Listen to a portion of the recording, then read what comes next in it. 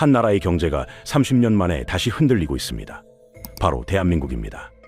1997년에는 외환 위기가 쾅 하고 터졌지만 2026년의 위기는 소리 없이 지갑 속 돈을 녹이고 있습니다.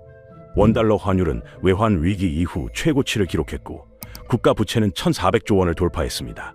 월급은 그대로인데 장바구니는 절반으로 줄었습니다. 국가가 빚을 갚는 방식, 그 안에 숨겨진 금융 속임수의 실체를 함께 파헤쳐 보겠습니다.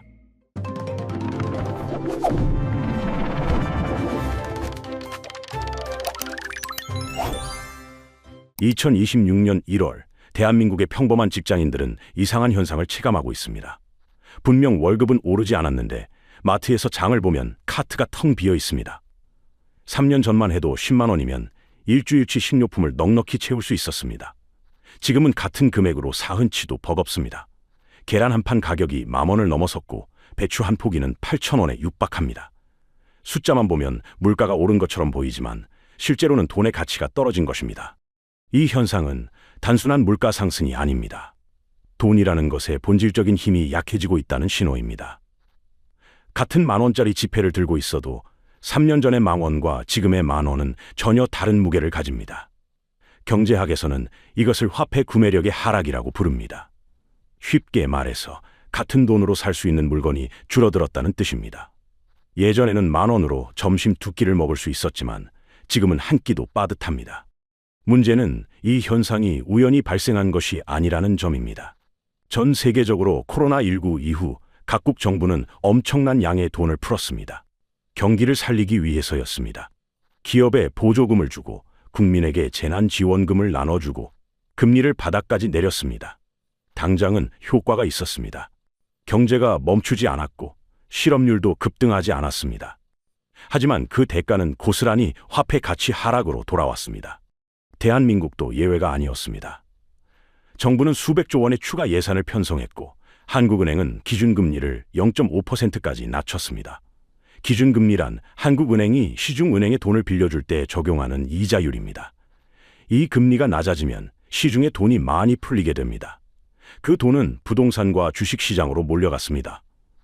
자산 가격은 폭등했고 영끌이라는 신조어가 탄생했습니다. 그러나 파티는 오래가지 않았습니다. 미국 연방준비제도가 인플레이션을 잡기 위해 급격하게 금리를 올리기 시작했습니다. 연방준비제도는 미국의 중앙은행으로 줄여서 연준이라고 부릅니다. 한국은행도 따라갈 수밖에 없었습니다. 0.5%였던 기준금리가 2023년에는 3.5%까지 치솟았습니다. 월 50만 원이던 대출 이자가 월 150만 원, 200만 원으로 뛰었습니다. 2025년 들어 금리가 2.5%까지 내려왔지만 여전히 과거의 초저금리 시대와는 거리가 멉니다. 결국 2026년의 가난은 개인의 잘못이 아닙니다. 게으름이나 무능함의 결과가 아닙니다. 국가가 경제를 운영하는 방식, 그 안에 숨겨진 구조적인 메커니즘이 평범한 사람들의 주머니를 털고 있는 것입니다. 이것이 바로 금융 속임수의 첫 번째 얼굴입니다. 열심히 일하고 성실하게 저축한 사람일수록 더 큰 피해를 보는 역설적인 상황이 벌어지고 있습니다. 국가는 빚을 어떻게 갚을까요? 가장 정직한 방법은 세금을 걷어서 갚는 것입니다. 하지만 세금을 올리면 국민들이 반발합니다. 정치인들은 표를 잃을까 두려워합니다. 그래서 선택하는 것이 두 번째 방법입니다. 바로 돈을 찍어내는 것입니다. 중앙은행이 국채를 사들이면 정부는 새로운 돈을 손에 쥘 수 있습니다. 국채란 정부가 돈을 빌리면서 발행하는 채권, 쉽게 말해 정부가 쓰는 빚 문서입니다. 이 돈으로 빚을 갚으면 장부상으로는 부채가 줄어듭니다. 그러나 여기에 함정이 있습니다. 돈을 많이 찍어내면 돈의 가치가 떨어집니다. 시장에 돈이 넘쳐나면 같은 물건을 사기 위해 더 많은 돈이 필요해집니다. 이것이 바로 인플레이션입니다. 물가가 오르는 현상이라고 흔히 알고 있지만 본질적으로는 돈의 가치가 떨어지는 현상입니다. 국가 입장에서는 빚의 실질 가치가 줄어드는 효과가 있습니다. 10년 전에 빌린 100억 원은 지금의 70억 원 정도의 가치밖에 없기 때문입니다. 이것을 경제학에서는 금융억압이라고 부릅니다. 국가가 인플레이션을 몰래 용인하거나 유도해서 부채 부담을 줄이는 전략입니다. 표면적으로는 아무 일도 일어나지 않은 것처럼 보입니다. 세금을 올리지도 않았고 복지를 줄이지도 않았습니다. 하지만 국민들의 저축 가치는 조용히 녹아내리고 있습니다. 마치 냄비 속 개구리처럼 천천히 삶아지고 있는 것입니다. 이 방식의 가장 큰 피해자는 누구일까요? 바로 현금을 많이 가진 사람들입니다. 은행에 예금을 넣어둔 사람, 적금을 꾸준히 부은 사람, 연금을 기다리는 은퇴자들입니다. 이들은 성실하게 일하고 저축했지만 그 저축의 가치가 매년 조금씩 증발하고 있습니다. 은행 이자가 3%인데 물가가 5% 오르면 실제로는 2%씩 손해를 보는 셈입니다. 반면 빚을 많이 진 사람들은 상대적으로 유리해집니다. 빚의 실질 가치도 함께 줄어들기 때문입니다. 역사적으로 많은 나라들이 이 방법을 사용했습니다. 제2차 세계대전 이후 미국과 영국은 전쟁 부채를 갚기 위해 수십 년간 인플레이션을 용인했습니다. 금리를 인플레이션보다 낮게 유지해서 저축자들에게 손해를 보게 하고 그 손해분으로 국가 부채를 녹였습니다. 물론 이득을 본 것은 국가였고 국민들은 알지도 못한 채 대가를 치렀습니다. 2026년의 대한민국도 비슷한 상황에 놓여 있습니다. 국가 부채는 1,415조 원을 넘어섰습니다. GDP 대비 51.6%를 돌파했습니다. 우리나라 전체가 1년 동안 버는 돈의 절반이 넘는 규모입니다. 매년 이자만 수십조 원을 내야 합니다. 세금을 올리기도 어렵고 지출을 줄이기도 어렵습니다. 남은 선택지는 돈의 가치를 떨어뜨려 빚을 녹이는 것입니다. 이것이 바로 국가가 국민에게 알려주지 않는 금융 속임수의 실체입니다. 이 금융 속임수의 피해를 가장 먼저 체감한 사람들이 있습니다. 바로 영끌족입니다. 2020년부터 2021년까지 대한민국에서는 영끌이라는 단어가 유행했습니다. 영혼까지 끌어모아 빚을 낸다는 뜻입니다. 집값이 미친 듯이 오르던 시절, 지금 사지 않으면 영원히 집을 못 산다는 공포가 젊은 세대를 사로잡았습니다. 30대 초반의 신혼부부들이 5억, 6억 원의 대출을 받아 아파트를 샀습니다. 부모님께 빌리고 신용대출까지 받아 겨우 계약금을 마련했습니다. 당시에는 그것이 합리적인 선택처럼 보였습니다. 금리가 2% 뒤로 낮았고 집값은 매달 수천만 원씩 올랐습니다. 대출 이자보다 집값 상승분이 훨씬 컸습니다. 1년만 버티면 수억 원을 버는 것처럼 느껴졌습니다. 부동산 커뮤니티에는 성공 후기가 넘쳐났고 유튜브에서는 영끌 성공 전략이 인기를 끌었습니다. 집을 사지 않는 것이 오히려 어리석은 선택으로 여겨졌습니다. 그러나 2022년부터 상황이 급변했습니다. 인플레이션을 잡기 위해 각국 중앙은행이 금리를 올리기 시작한 것입니다. 한국은행도 마찬가지였습니다. 기준금리가 3.5%까지 치솟았습니다. 변동금리로 대출을 받은 영끌족들의 이자 부담이 2배, 3배로 뛰었습니다.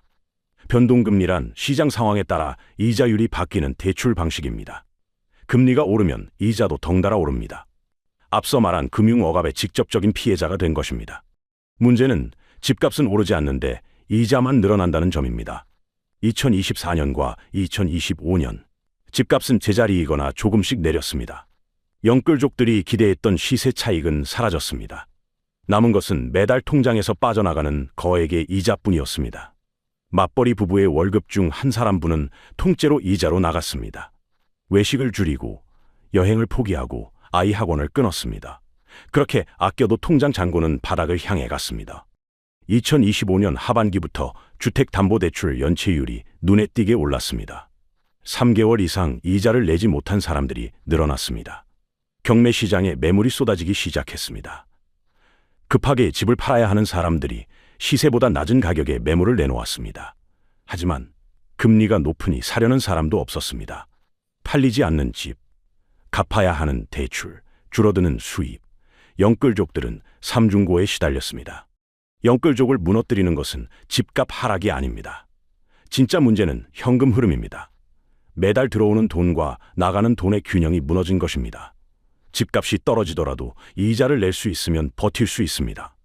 하지만 이자를 내지 못하면 집을 빼앗깁니다. 자산의 크기보다 현금 흐름의 안정성이 더 중요하다는 교훈을 2026년의 영끌족들은 뼈저리게 배우고 있습니다. 언론에서는 가계부채 이야기를 많이 합니다. 개인들이 진 빚이 얼마나 위험한지, 영끌족이 얼마나 힘든지를 보도합니다. 하지만 더 큰 뇌관은 따로 있습니다. 바로 기업 부채, 그 중에서도 부동산 프로젝트 파이낸싱입니다. 줄여서 PF라고 부릅니다. 이 영역이 무너지면 개인 몇 명이 파산하는 수준이 아니라 금융 시스템 전체가 흔들릴 수 있습니다.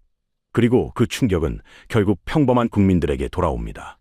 프로젝트 파이낸싱이란 무엇일까요? 쉽게 설명하면 건물을 짓기 전에 미리 돈을 빌리는 것입니다. 건설사가 아파트를 짓겠다고 계획을 세웁니다. 그런데 건설에는 엄청난 돈이 필요합니다. 자기 돈만으로는 부족합니다. 그래서 금융회사에서 돈을 빌립니다. 나중에 아파트가 완공되고 분양이 되면 그 돈으로 빚을 갚겠다고 약속합니다. 이것이 프로젝트 파이낸싱의 기본 구조입니다. 문제는 분양이 되지 않으면 빚을 갚을 수 없다는 점입니다. 2020년과 2021년에는 분양만 하면 전부 팔렸습니다. 청약 경쟁률이 수백 대 1이었습니다. 건설사들은 너도 나도 새 프로젝트를 시작했습니다. 금융회사도 앞다투어 돈을 빌려줬습니다. PF 대출 규모가 폭발적으로 늘어났습니다.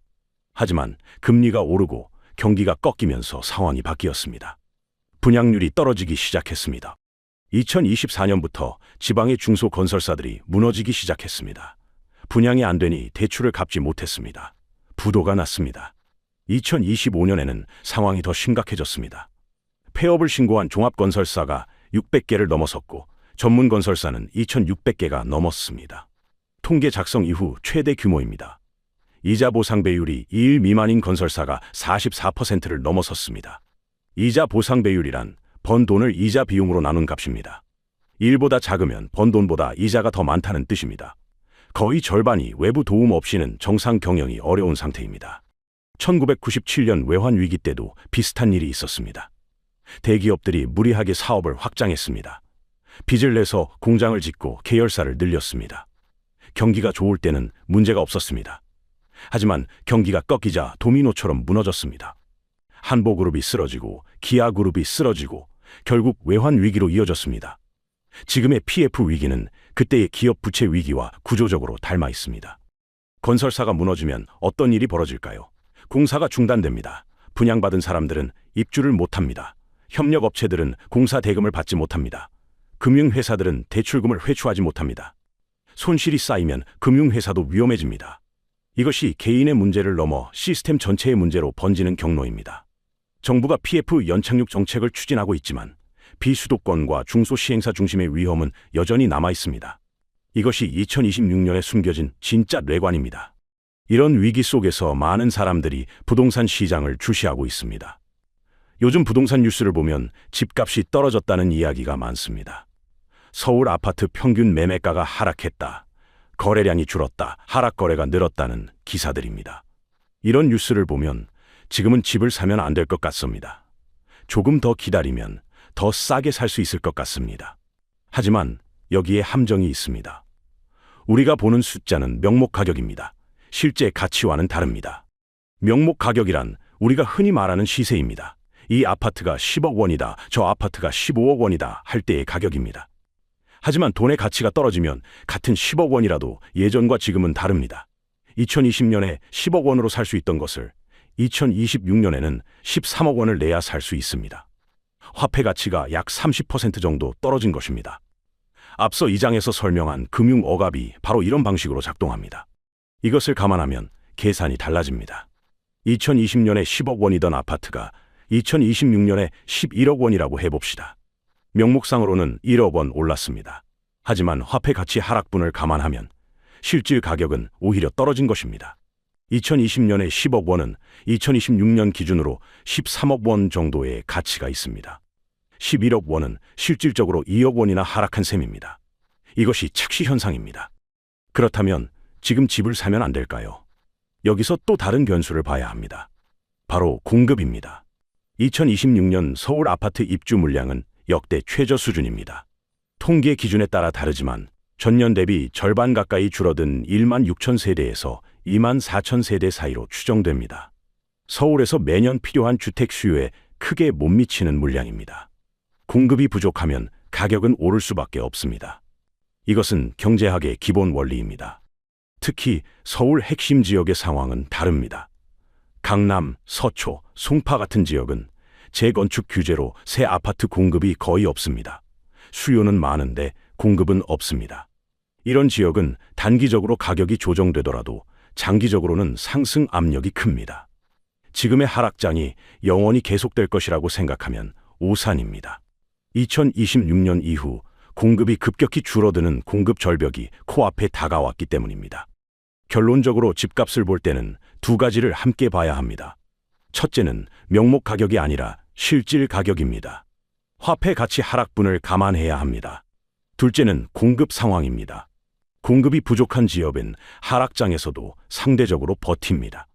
착시에 속지 말고 본질을 봐야 합니다. 숫자 뒤에 숨겨진 진짜 의미를 읽어야 합니다. 많은 사람들이 금리가 빨리 내려가기를 기다리고 있습니다. 금리가 내려가면 대출 이자 부담이 줄어듭니다. 집값도 다시 오를 수 있습니다. 영끌족도 한숨 돌릴 수 있습니다. 실제로 미국 연준은 2025년에 세 차례 금리를 내렸습니다. 한국은행도 기준금리를 2.5%까지 낮췄습니다. 그런데 왜 상황이 나아지지 않는 걸까요? 핵심은 금리 인하의 속도와 폭입니다. 미국 연준은 기준금리를 5% 누계해서 3.5%대로 내렸습니다. 하지만 2026년에는 추가 인하가 한 차례 정도에 그칠 것으로 전망됩니다. 과거처럼 제로 금리 시대로 돌아가기는 어렵다는 문제입니다. 전문가들은 이것을 고금리 뉴노멀이라고 부릅니다. 뉴노멀이란 새로운 기준이라는 뜻입니다. 예전에는 금리가 낮은 게 정상이었지만 앞으로는 금리가 높은 게 정상이 된다는 의미입니다. 미국의 재정 상황을 보면 이해가 됩니다. 미국 정부의 부채는 35조 달러를 넘어섰습니다. 우리 돈으로 5조 원에 가까운 어마어마한 금액입니다. 매년 이자만 1조 달러 이상 내야 합니다. 미국 국방비보다 많습니다. 금리를 확 내리면 인플레이션이 다시 살아날 위험이 있습니다. 그래서 천천히 조심스럽게 내릴 수밖에 없습니다. 글로벌 투자 기관들도 고금리가 상당 기간 유지될 것으로 보고 있습니다. 한국은행의 입장은 더 복잡합니다. 미국보다 금리를 많이 내리면 어떻게 될까요? 한국과 미국의 금리 차이가 벌어집니다. 그러면 외국 투자자들이 한국을 떠나 미국으로 갑니다. 달러를 사서 미국에 투자하는 게 더 유리하기 때문입니다. 달러 수요가 늘면 원달러 환율이 오릅니다. 실제로 2025년 연평균 환율은 1,422원으로 외환위기 이후 최고치를 기록했습니다. 1,400원대 환율이 새로운 표준으로 자리 잡고 있습니다. 환율이 오르면 수입 물가가 올라 인플레이션이 다시 불붙습니다.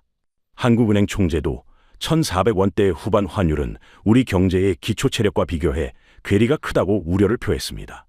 금리를 내리고 싶어도 환율 때문에 쉽게 내리지 못하는 상황입니다. 이것이 진퇴양난입니다. 금리는 천천히 내려가고 환율은 높은 수준을 유지합니다. 대출 이자 부담은 줄어들지만 기대만큼 빠르지 않습니다. 결국 과거처럼 초저금리 시대가 돌아와서 모든 문제가 해결될 것이라는 기대는 접어야 합니다. 고금리와 고환율이 공존하는 새로운 시대가 열렸습니다. 이 현실을 인정하고 거기에 맞춰 전략을 짜야 합니다. 환율이 1,400원대에서 움직인다는 것은 원화 자산만 가지고 있으면 국제적으로 그만큼 손해를 본다는 뜻이기도 합니다. 냉정하게 현실을 직시해야 합니다. 이 상황을 냉정하게 보면 알 수 있는 것이 있습니다. 국가가 모든 것을 해결해 주지 않는다는 사실입니다. 금리도 빨리 내려가지 않습니다. 환율도 높은 수준을 유지합니다. 그렇다면 개인은 무엇을 해야 할까요? 결론은 간단합니다. 스스로를 지켜야 합니다. 각자 도생의 시대가 온 것입니다. 여기서 몇 가지 생존 전략을 이야기해 보겠습니다. 첫 번째는 현금 흐름을 지키는 것입니다. 앞서 영끌족의 사례에서 봤듯이 자산이 많아도 현금 흐름이 막히면 무너집니다. 매달 들어오는 돈이 나가는 돈보다 많아야 합니다. 이것이 가장 기본입니다. 불필요한 지출을 줄이고 가능하다면 추가 수입원을 만들어야 합니다. 부업이든 투자 수익이든 현금이 들어오는 통로를 다양하게 만들어야 합니다. 두 번째는 자산 구성을 다시 점검하는 것입니다. 많은 한국 사람들이 자산의 대부분을 부동산에 넣고 있습니다. 그것도 한국 부동산에만 집중되어 있습니다. 원화로 된 자산의 전부를 건 상태입니다. 하지만 원화 가치가 떨어지면 어떻게 될까요? 자산 전체의 실질 가치가 줄어듭니다. 환율이 1,400원대에서 움직이는 시대에 원화 자산에만 집중하는 것은 위험합니다. 달러 자산이라고 해서 거창한 것이 아닙니다. 미국 국채 상장 지수 펀드나 미국 주식의 일부를 투자하는 것입니다. ETF란 여러 자산을 묶어서 주식처럼 거래할 수 있게 만든 상품입니다. 환율이 오르면 달러 자산의 원화 가치가 올라갑니다. 원화 자산의 가치 하락을 일부 막아줄 수 있습니다. 달걀을 한 바구니에 담지 말라는 오래된 격언이 지금처럼 중요한 때가 없습니다. 세 번째는 부동산 전략입니다. 무주택자라면 2026년이 기회가 될 수 있습니다. 공포에 질린 사람들이 급하게 매물을 내놓을 때가 있습니다. 이런 급매물 중에서 좋은 것과 나쁜 것을 가려야 합니다. 핵심 기준은 두 가지입니다. 입지와 공급입니다. 서울 핵심 지역이면서 공급이 부족한 지역의 급매물은 장기적으로 회복 가능성이 높습니다. 다만 주의할 점이 있습니다. 무리하게 빚을 내서 투자하는 것은 지금 시점에서 위험합니다. 금리가 빨리 내려가지 않습니다. 현금 흐름을 감당할 수 있는 범위에서만 움직여야 합니다. 욕심을 부리면 영끌족의 전철을 밟게 됩니다. 지금은 공격보다 수비가 중요한 시기입니다. 살아남는 것이 먼저입니다. 지금까지 2026년 대한민국 경제의 현실을 살펴봤습니다. 국가는 빚을 갚기 위해 화폐 가치를 떨어뜨리고 있습니다. 금융억압이라는 이름의 조용한 수탈이 진행되고 있습니다. 영끌족은 현금 흐름의 붕괴로 무너지고 있습니다. 건설업계의 위기는 금융 시스템 전체를 위협하고 있습니다. 금리는 천천히 내려가고 환율은 1,400원대에 머물러 있습니다. 어두운 이야기를 많이 했습니다. 하지만 모든 위기에는 기회가 숨어 있습니다.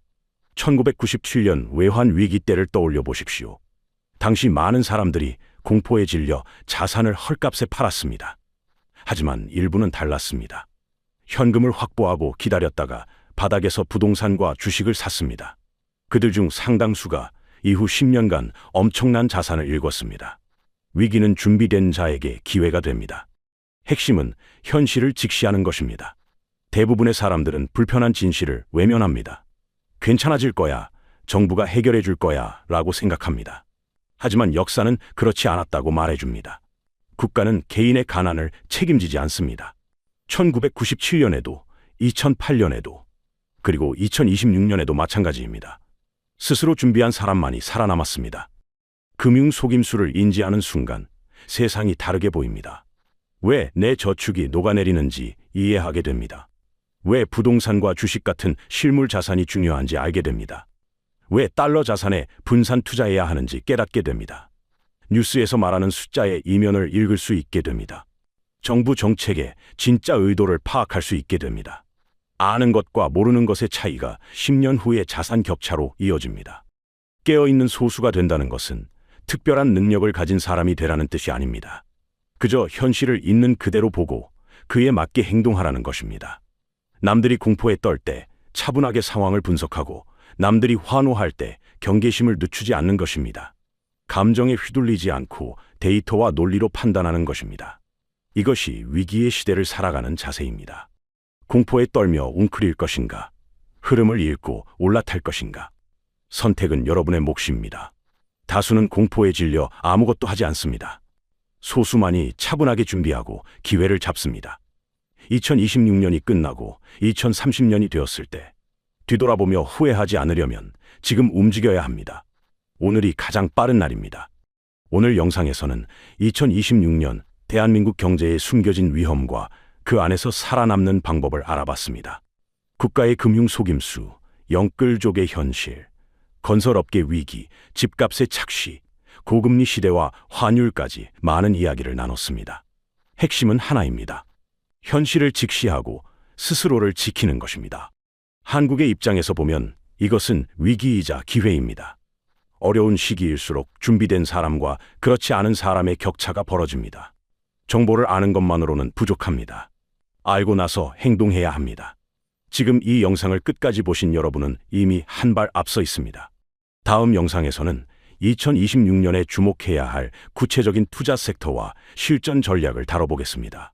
반도체, 방산, 바이오 중에서 어떤 섹터가 진짜 기회인지, 어떤 자산이 인플레이션 시대에 살아남고 어떤 자산이 무너질지 깊이 파헤쳐 드리겠습니다. 여러분은 고금리 시대에 어떤 전략으로 자산을 지키고 계신가요? 댓글로 의견 남겨주시면 다음 영상에 반영하겠습니다. 경제 흐름은 빠르게 바뀝니다. 한 발 늦으면 기회는 사라집니다.